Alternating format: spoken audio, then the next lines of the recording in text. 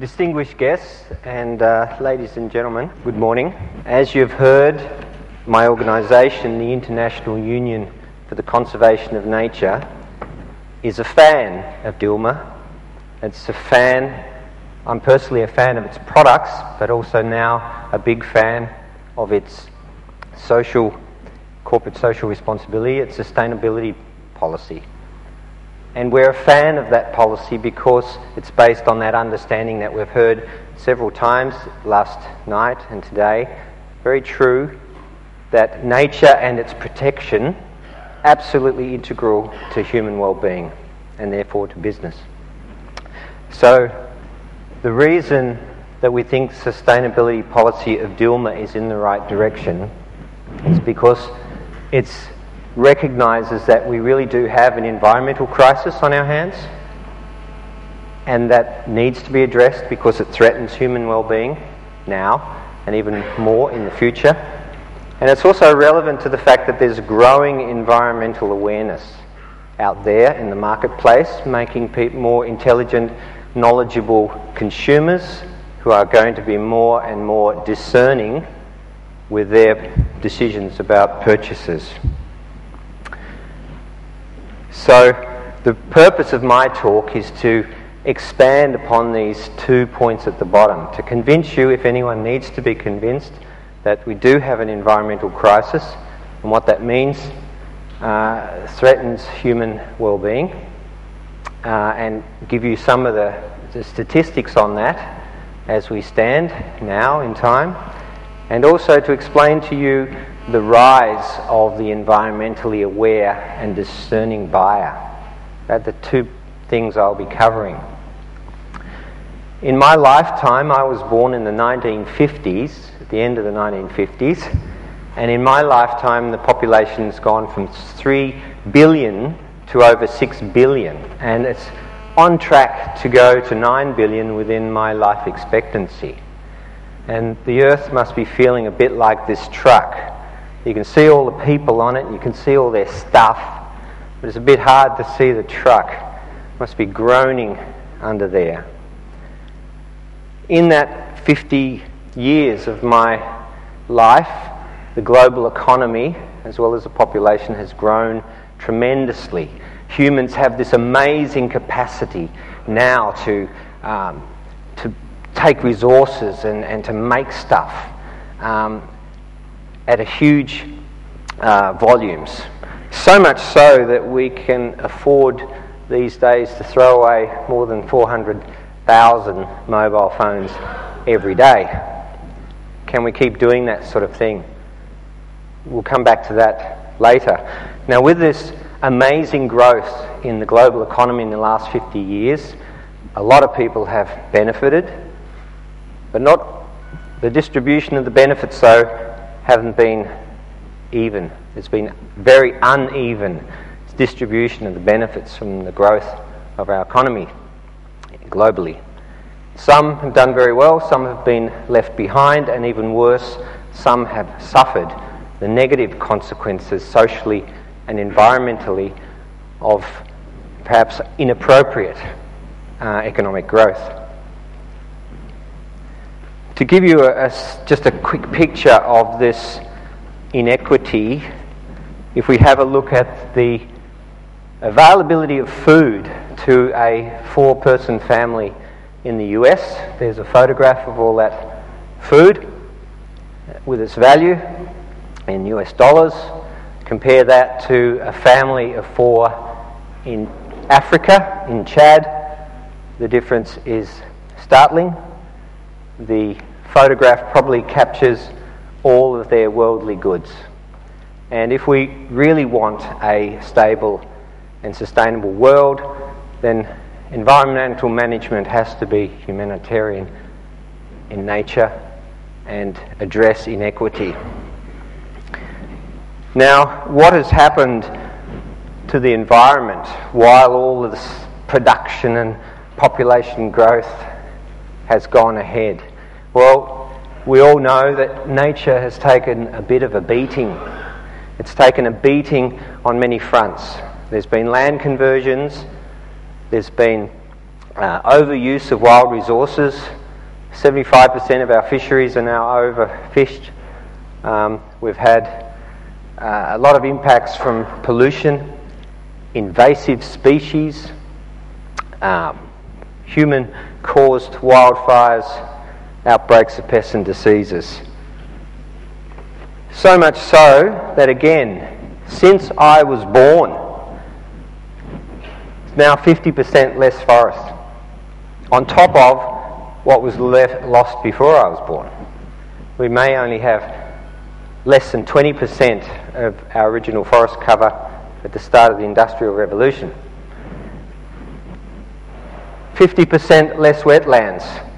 And I know from my experience working in different parts of the world, wetlands are very important systems for people and for societies.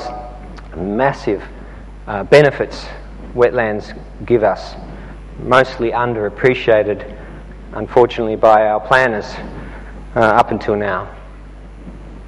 The mangroves that protect our coastlines and provide nurseries for fishing stocks, and those that were there during the tsunami provided some protection where they were in good condition. We've lost, in my lifetime, 35%. Coral reefs, 20% less. So what happens when we lose these systems and we degrade the others, we degrade the remaining coral reefs and the forests? What happens is species suffer and they go extinct. And so far, my organisation, the International Union for the Conservation of Nature, that organises a network of 10,000 scientists around the world to keep track of this through the red listing process. So far, we've counted recently 785 extinctions. Put that in perspective, it's hard to do it, but we think that this is a tip of an iceberg. And the reason we're using this term is we actually don't even know how many species we have. There may be 8 to 14 million species on Earth, and of that, we've recorded and documented only 1.8 million. Of those, we've only assessed 45,000 of them to see how they're going, and of them, 17,000 are on our red list, threatened with extinction within the next 2 decades. Now that's really alarming, and the term being used is we've actually got an extinction crisis on our hands, and that's because such a large proportion of our life on Earth is now threatened. Let's start with trees, and my favourites. Nearly 1 in 10 of every known tree species on Earth is threatened with extinction as we stand here today. That's baobab trees in Madagascar, and there's 8 species of those sorts of trees in Madagascar. 6 of them are on the red list. Birds, 12% threatened. Mammals, this is pretty big number. 1 in 4 mammal species on the red list. Poor old amphibians, again one of my favourites. 1/3 of them, 1 in 3 species threatened with extinction, and we'll come back to why that's a problem for humanity a bit later. I could go on, I could show you that there's turtles and tortoises, 43%. Cycads, a very old type of gymnosperm, more than 50%. Coral forming reefs, 27% of those species are on the red list. But let's just have a look at Asia. We're in Asia, and I made up a slide of just large mammals, large animals in Asia. And it was a really hard slide to make because there were just too many to put up there. The Asian elephant isn't there. The orangutan, we could have put that in. But I did put this one.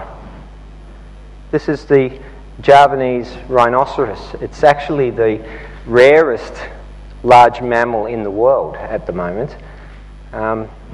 There's only 70 left.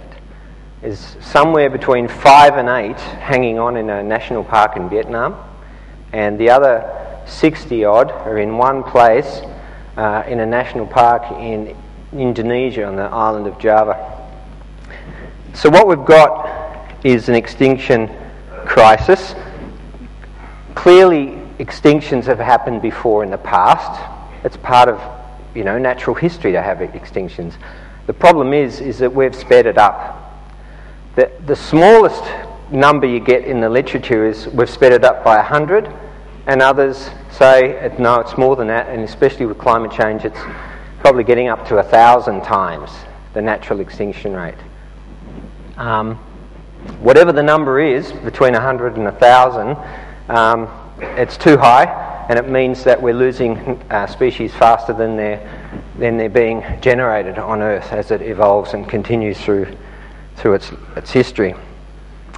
So we face a future where large parts of the nature that provide us with all the goods and services that we've been enjoying and building our economies on and our human societies could be lost in a couple of decades, certainly within my life expectancy. And this is a problem. It's a problem in a selfish way. It's a problem, without going into, the spiritual side and what we need as humans and our connection with nature. I mean, we could talk about that, but just purely selfishly, we're going to miss these species because of the jobs they do for us. To give you an example, did you know that 35% of human food comes from wild pollinated plants? 35% of our foods. We all know that bees pollinate, but they are only one of many. There's moths, there's butterflies, there's flies. There are 1,500 species of mammals and birds that are involved in wild pollination. So we'd really notice a problem if we lost those guys. Coming back to my amphibian friends, they do an amazing job controlling pests, and we'd really notice if they go. Our human health would be threatened in the absence of amphibians, let alone all the amazing chemicals and potential medicinal products that we could get from understanding amphibians' genetics better. So we'd really notice the loss of these jobs that amphibians do for us. Forests, again, my favourite habitat type, attract rain, filter, minimise the chances of flooding, protect us from landslides. Upstream, fantastic for your watersheds. There are many parts of the world that suffer chronic water shortages, and it's a lot related to what's happened in the forests. I could have shown you a map of all of those places throughout the world, but believe me, a map of the world is just riddled with red spots showing where water is a problem and getting worse. And here are the unsung heroes of humanity. The organisms, the fungi, the bacteria, the viruses that break down our waste, break down and recycle nutrition, and they maintain the soil structure. They do an amazing job for us. They underpin, the tea industry and many other industries in the agricultural sector. These species help us stay healthy and they feed us. Now, the system is becoming fragile when we lose species, but in the case of food, the fragility is even worse because we're losing the diversity of the species that actually feed us. The problem is that we've got a few food crops that are really important, and they've got these wild relatives, these breeds. There's about 10,000 breeds of animals and plants that are really important to our modern food production system. The presence of these breeds allow us to improve and modify our major agricultural crops and keep them productive under changing circumstances, with changing pests, with changing climate, with changing soil conditions, we can mix these breeds back in and maintain our food production capacity. Unfortunately, those breeds are also threatened with extinction, and at the moment 1/3 of them are on that list. Let's just have, this is the most complicated slide I've put up, and I apologise for this, but I did want to show you that these species that we eat, starting with turkey and geese at the top and sheep and cattle at the bottom, that those black bars represent the percentage of breeds that we've already lost. The next set of colours up to the yellow include those that are on the list of threatened breeds. Loss of genetic diversity. The green we know about, that's about another 30%, and that's sort of okay. But then look at the rest. These grey, we don't even know what's happening to these breeds. Now, this is our insurance policy. This is what's going to underwrite our future food production. So we better be aware of that and take some action.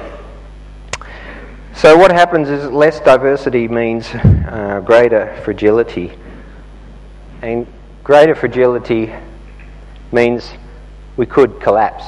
You know, if thresholds are crossed, and we go beyond a point that we can easily get it back using the natural, wonderful nature's capacity for rebirth and regrowth, if we go through a threshold, the systems can collapse. And one simple example that we're probably all aware of is when a lot of nitrogen pollution comes off the land from agriculture. We throw a lot of fertilizers at crops and they wash out and they go around coral reefs near our shorelines, and some species boom and others bust.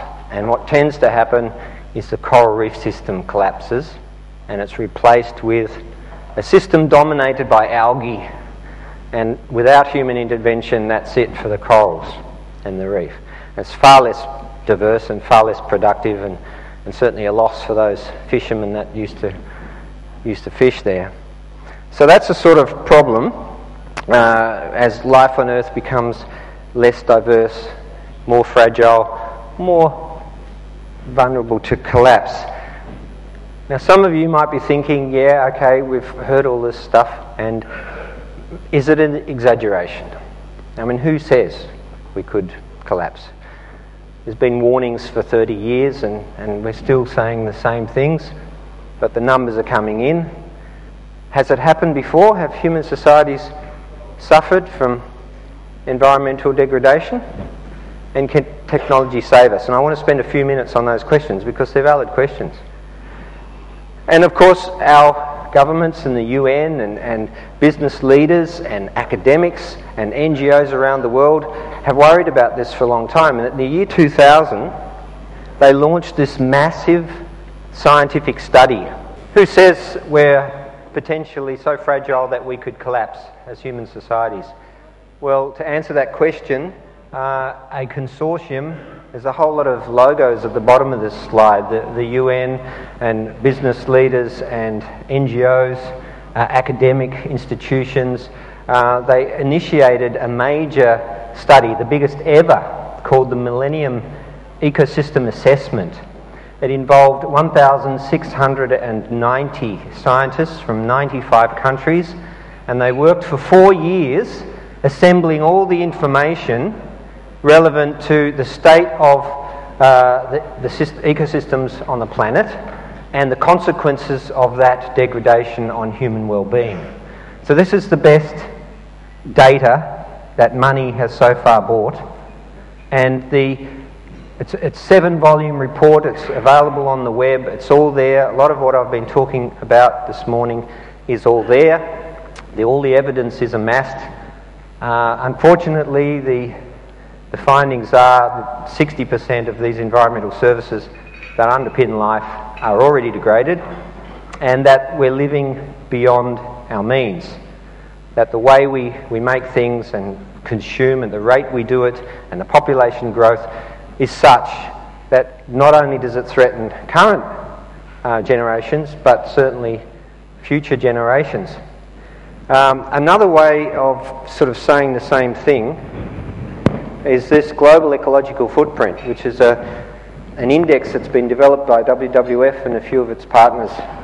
And it's based on what is the Earth's capacity to produce resources and process our waste and capture our carbon to support human existence. And this graph shows us, and I can interpret it for you, that in 1961 the Earth's population was using about 50% of that capacity. By 2003 we'd already gone above it by 25%. As we are right now, at our current rates of consumption and the way we do business globally, we would need 1.3 Earths to keep going at that rate. Clearly we don't have 1.3 Earths, and remember the inequity I began with. It means that many countries are not using all of that capacity, much less than one, and some countries, and again I'll point the finger at the one at the top of all the charts I see is the USA, and they're running at about 3 to 5 Earths at their sort of consumption levels. So the next question that I had posed was, has it happened in the past? And unfortunately, the answer to that question is yes. And these are the more famous and well-documented cases of human societies that, for a whole bunch of reasons, mix of reasons, of deforestation and soil degradation, overpopulation, overfishing, overuse of resources, invasive species, they suffered rapid declines in their population and their societies collapsed. And a lot of their societies and the remnants are now tourist attractions around the world. The biggest one in terms of numbers was the Mayan civilization, and there's a big range whether it was 5 or 18 million people living there. But let's assume it was around 7 or 8, just to take a mid-figure. They crashed to 30,000. And as I said, tourists enjoy their monuments. And so it's happened in the past. It's happened recently that Somalia has experienced the same sorts of problems. Rwanda. Which brings us to that important question about, but now science will save us. Got all the technical fixes now. The problem is when it comes to managing the Earth, and remember we don't know enough about species, and they're just one unit in a very complex web of life. We actually don't know enough about how the system works to be able to safely say what sort of level of degradation we can actually deal with and survive with. So this is the scientific literature is saying this at the moment. And when you think about it, and you ask the question, do we have affordable technical fixes to deal with some of our common problems? Well, you can't help thinking that, we're having trouble putting a leaking deep ocean oil well. We're having trouble stopping that. We have trouble stopping invasive species.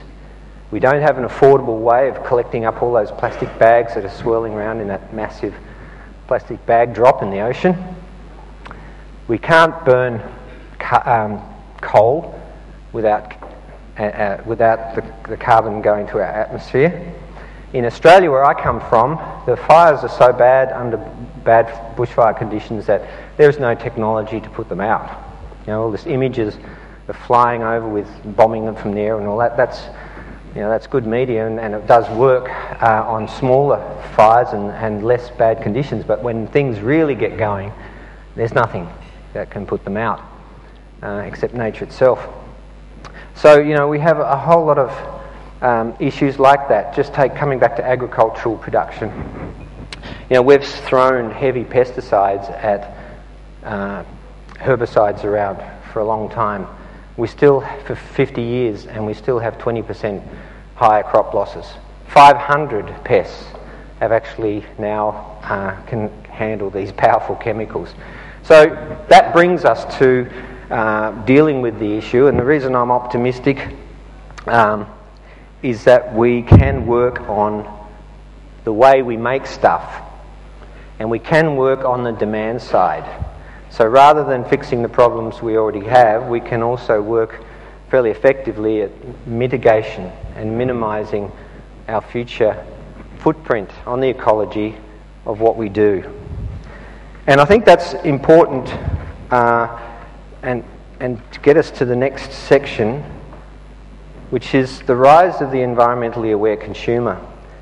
Because I mentioned that the solution's now got to be in how we make things and what happens in the production cycle and how much people use. And there's a growing expectation that business will do that, right? That business is the solution for dealing in that area.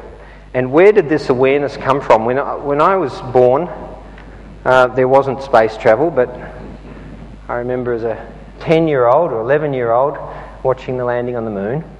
And to me, this photo is the most important conservation photo or type of photo ever taken, in my opinion. Because what it does is it showed those people living on that globe that Earth was a beautiful, living, finite resource. That there was an end to those forests, there was an end to those wetlands, that we just have, at the moment, one planet, and we better look after it. So a very powerful image and a powerful sort of thought to put into humanity's minds.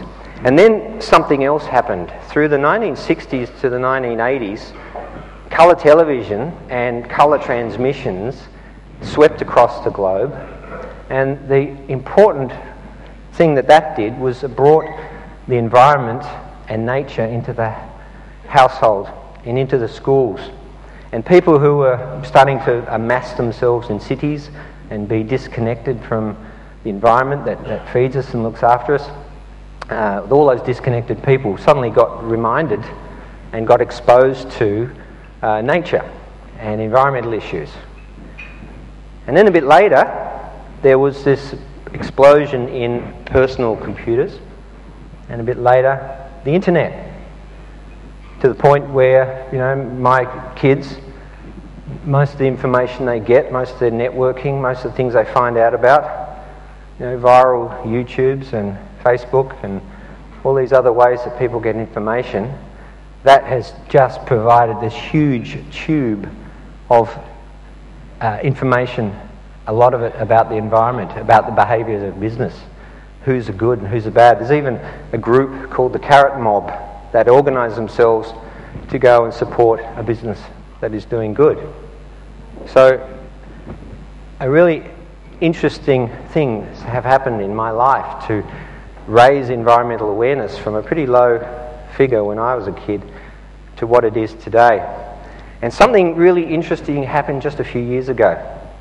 And it has to do with the fact that climate change suddenly became a massive media story.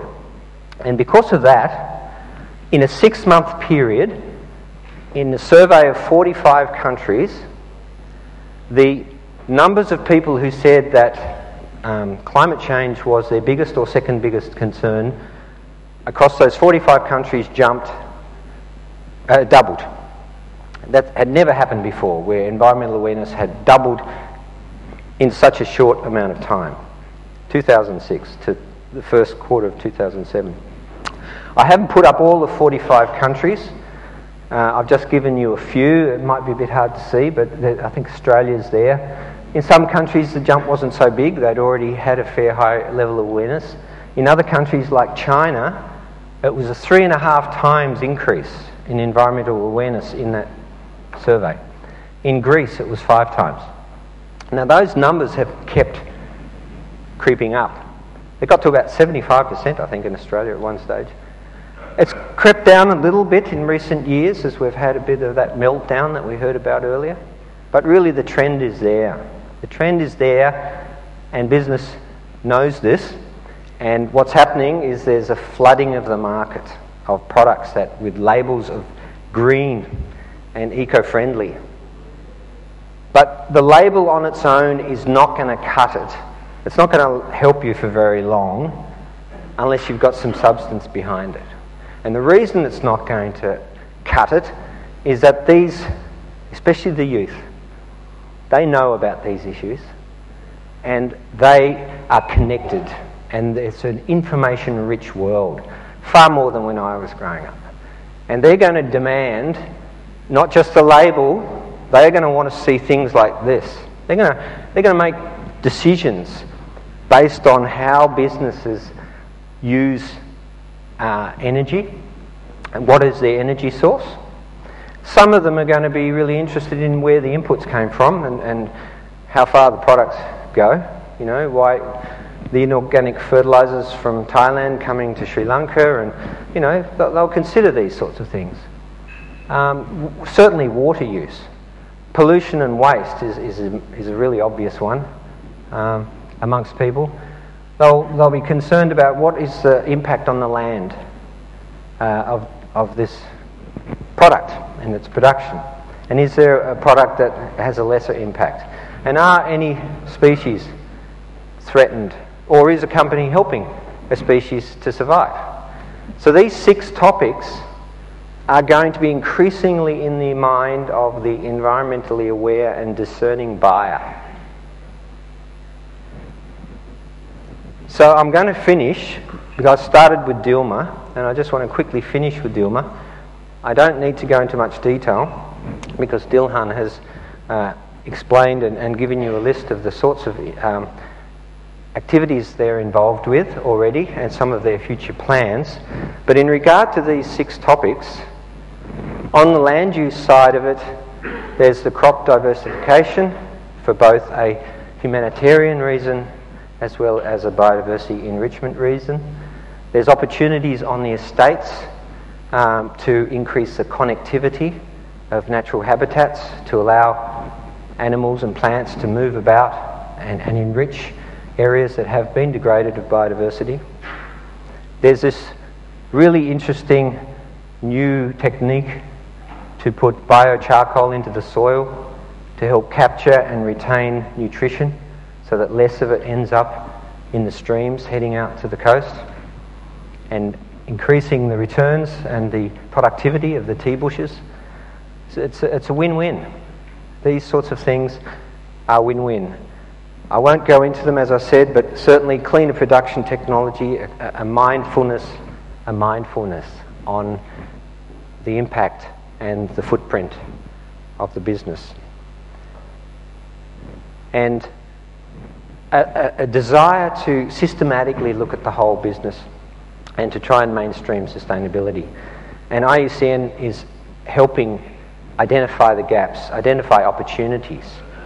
And this is great, because with a leader like Dilma, if you can show and work with a leader, hopefully the others will follow, and the impact of that work will amplify, because of the desire of Dilma, which I find very important, and I'm very appreciative, is that the things they do for the sort of nature conservation and productivity will be part of the public domain. The information will be available to others to use, which is a gift to us all. And you've heard about the support to IUCN's Species Survival Program. So that's why we're a fan of Dilma. That's why we want to support Dilma, and we hope that you will get behind Dilma in this effort. And I'll leave you with one final image and the encouragement to get behind, to work with nature before it knocks us out. Thanks very much.